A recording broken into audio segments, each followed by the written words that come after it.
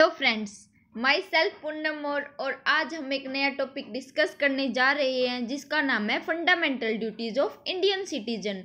और अगर आपको यह वीडियो पसंद आए तो प्लीज़ शेयर, सब्सक्राइब और लाइक ज़रूर कीजिए। चलिए अब हम अपने टॉपिक पर आते हैं। The fundamental duties of citizen were added into the Constitution by the 42nd Amendment in 1976 under Article 15A, Part 4A upon the recommendations of Savan Singh Committee। जो फंडामेंटल ड्यूटीज अपनी जो मौलिक कर्तव्य है वो ऐड किए गए थे कॉन्स्टिट्यूशन यानी कि संविधान में। और ये कब किए गए थे? 1976 में 42nd अमेंडमेंट यानी कि 42वें संशोधन के तहत।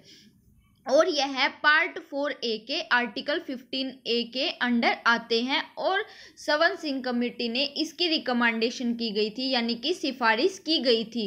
उस टाइम इमरजेंसी का टाइम था और इंदिरा गांधी हमारी प्रधानमंत्री थी, तो उन्होंने ही फंडामेंटल ड्यूटीज को इंट्रोड्यूस कराया था। Originally 10 in number, the fundamental duties were increased to 11 by the 86th Amendment in 2002। पहले जो इनकी संख्या थी 2002 से पहले इनकी संख्या थी 10, परंतु 86th अमेंडमेंट हुआ और इनकी संख्या को बढ़ाकर 11 कर दिया गया। It was taken from Russia. इसको हमने कहाँ से अडॉप्ट किया है? रसिया से। Next is type of fundamental duties. To abide by the constitution and respect its ideals and institution, the national flag and the national anthem.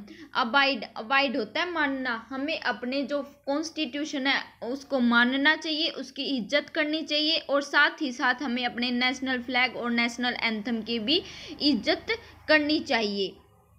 Next is to cherish and follows the noble ideals which inspired our national struggle for freedom। हमें अपने जो Nobel ideals हैं उनकी इज्जत करनी चाहिए, उनसे inspire होना चाहिए जो उन्होंने फ्रीडम में स्ट्रगल की है। Next, to uphold and protect sovereignty, unity and integrity of India. Sovereignty का अर्थ होता है देश की स्वतंत्रता। यूनिटी मतलब एकता, इंटीग्रिटी भी स्वतंत्रता ही होती है।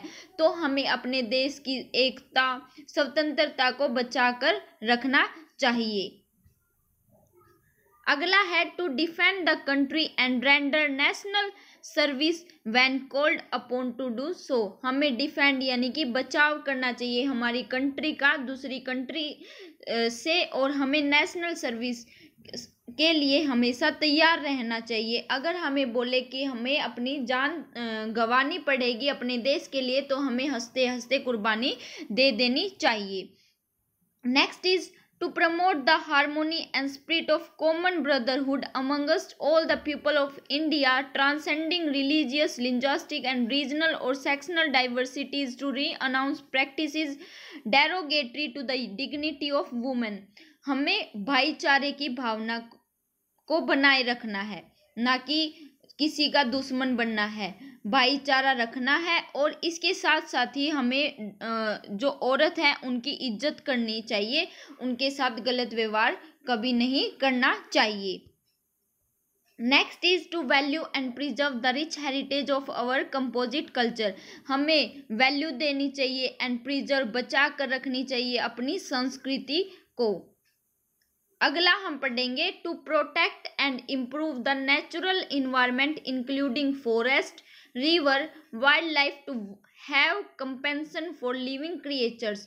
हमें बचा कर रखना चाहिए, इम्प्रूव यानी कि सुधार करना चाहिए। किस में सुधार करना चाहिए? अपने इन्वायरमेंट में, अपने पर्यावरण के अंदर, और जिसके अंदर आते हैं जंगल, रिवर्स, नदियाँ, wild life etcetera. Next is to develop the scientific temper, humanism and the spirit of inquiry and reform. Spirit of inquiry होता है किसी चीज़ के जानने के इच्छुक, यानी कि हमें कुछ नई नई चीज़ें सीखनी चाहिए। ह्यूमनिज्म मतलब मानवता रखनी चाहिए अपने अंदर, और हमें अंधविश्वास में नहीं पड़ना चाहिए।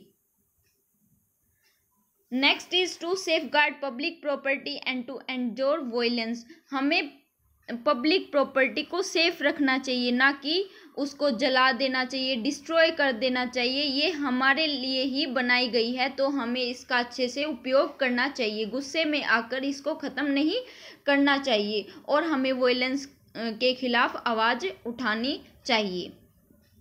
Next is to strive towards excellence in all spheres of individual and collective activities so that the nation constantly rises to higher levels of endeavor and achievement। इसका मतलब यह हुआ कि हमें चाहे हम इंडिविजुअल हो या कलेक्टिव यानी कि समूह में हो, हमें अपने नेशन के लिए कुछ न कुछ अचीवमेंट प्राप्त करनी चाहिए और ताकि उसका डेवलपमेंट, उसका विकास हो। अगला है who is a parent or guardian to provide opportunities for education to his child or as the case may be ward between the age of 6 to 14 years।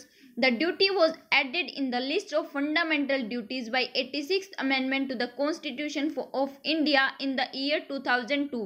2002 year में बदलाव हुआ, 86th अमेंडमेंट आया और उसमें 11th ड्यूटी भी जुड़ गई। इसमें बताया गया है कि हर पेरेंट और गार्जियन की ये ड्यूटी है कि उसके बच्चे को जो 6 से 14 साल के बीच में आता है उसको एजुकेशन प्रोवाइड करे। ये उसकी फंडामेंटल ड्यूटी है। Thank you so much. और अगर आपको ये वीडियो पसंद आए तो लाइक ज़रूर कीजिए। धन्यवाद।